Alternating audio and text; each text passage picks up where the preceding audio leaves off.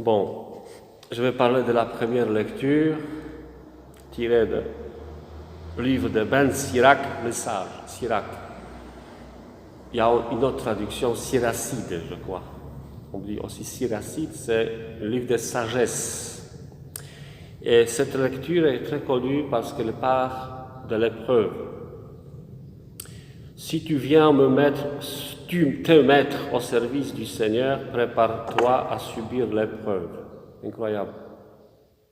Nous avons la même parole dans l'Évangile qui promet, où Jésus parle de son mystère, de sa passion et de sa résurrection. Donc, voyez, ça correspond. Pour passer par le mystère de la souffrance du Christ, nous, on n'est pas obligés de flageller, crucifier, etc., mais toutes ces épreuves de vie, de la vie, auxquelles nous sommes exposés, reproduisent en nous la passion du Christ. Voilà, c'est ça, en bref, la mystique chrétienne, mais sans s'arrêter sur la souffrance, c'est-à-dire que ça nous conduit à la résurrection intérieure. Et puis après, une vraie résurrection corporelle et la vie éternelle au ciel, dans le ciel. Attache-toi au Seigneur et ne l'abandonne pas. Voilà. Attachement au Seigneur et s'abandonner à Dieu, c'est l'attitude qu'il faut prendre dans les épreuves, c'est-à-dire se réfugier sur les ailes de la protection divine. Et la Bible est pleine de ce texte où, surtout dans le psaume, où l'homme dans l'épreuve traite Dieu comme une forteresse, un rocher, un abri, une protection justement, ou source de la force pour continuer la route. Voilà. Dans les moments difficiles, on se tourne plus facilement vers Dieu. Toutes les adversités, accepte-les. Ça, c'est une règle très, très thérapeutique, en fait. Toutes les épreuves, accepte-les. C'est-à-dire, le premier réflexe, quand il y a une difficulté qui s'approche, c'est la fuir, n'est-ce pas? Éviter. Alors qu'il y a des défis, des questions de vie ou de mort qu'on ne peut pas éviter. Comme par exemple une opération nécessaire, on peut bien sûr dire non, mais est-ce que c'est bon?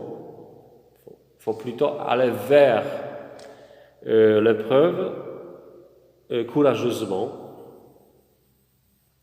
Sois patient, regardez, sois patient, de la patience. Tous les malades savent pourquoi il s'appelle patient. Il faut être patient pour être patient, à l'hôpital par exemple. Car l'or est vérifié par le feu, les hommes agréables à Dieu, par le creuset de l'humiliation. Si j'ai bien compris, le creuset, c'est là où on fond le métal, c'est ça? Creuset, c'est là où on met le métal, on chauffe, il devient liquide. De l'humiliation, le creuset de l'humiliation. Et quand Jésus parle dans l'Évangile, n'est-ce pas, de sa passion, quelle est la réaction de ses apôtres? C'est la recherche de la grandeur, c'est l'orgueil. Ils se discutent entre eux qui est le plus grand. Regardez. Quand on cherche la grandeur et l'orgueil, on ne peut pas être dans le mystère du Christ.